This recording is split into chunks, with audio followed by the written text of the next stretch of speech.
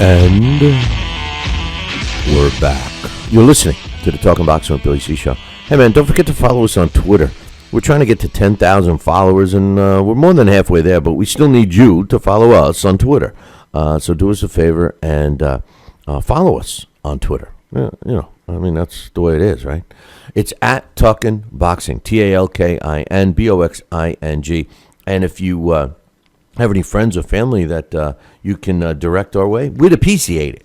Just remember, follow us on Twitter, at Talkin' Boxing, TALKINBOXING.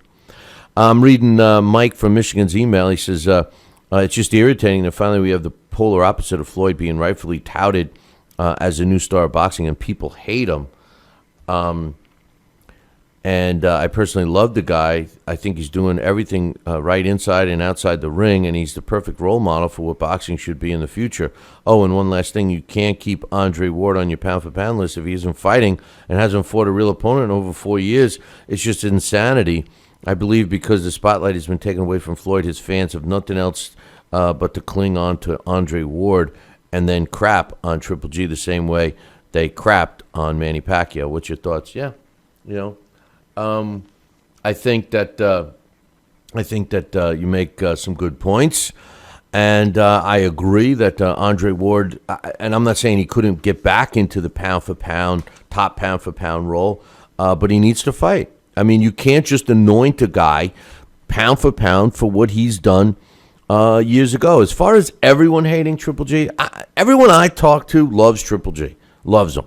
The only people that I think don't like him are the Floyd Mayweather diehard fans, the same Floyd Mayweather diehard fans that try to convince you that Floyd's style of fighting is entertaining.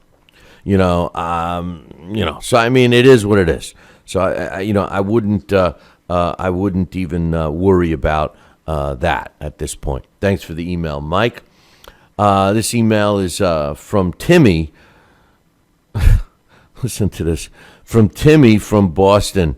How about them Pats, Billy C? How about them Patriots? Obviously, my man Tim from Boston is referring to the Jets' loss this weekend to the New England Patriots. Let me just say this. I know it's a boxing show, but let me just say this. I've been a diehard Jet fan. And, I can't stand the New England Patriots. I hate them. All right. Growing up, I hated the Giants. Because I'm from Long Island, so I was a Jets, Mets, Nets, and Islanders fan. So I hated the Giants and the Yankees and the Knicks and the Rangers. And I still feel that same way today. But with the competition between the Jets and the Patriots, I've learned to hate them even more. And here's what I'm going to say about the Jets' loss. Okay, first of all, Ryan Fitzpatrick is not the answer. This is a guy that has, jumped around on team after team after team. There's a reason for that. Although he can get the job done, he can't get the job done with that terrible play calling. Whoever's calling the plays, and I know who it is, Chan Gailey, he can't call a game the right way.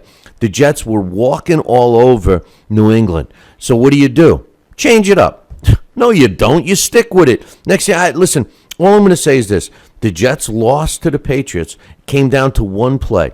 It was late in the fourth quarter. It turned out to be the Jets' last possession. It was 3rd down and 4, I think. Either 3rd and 4 or 3rd and 5 or whatever.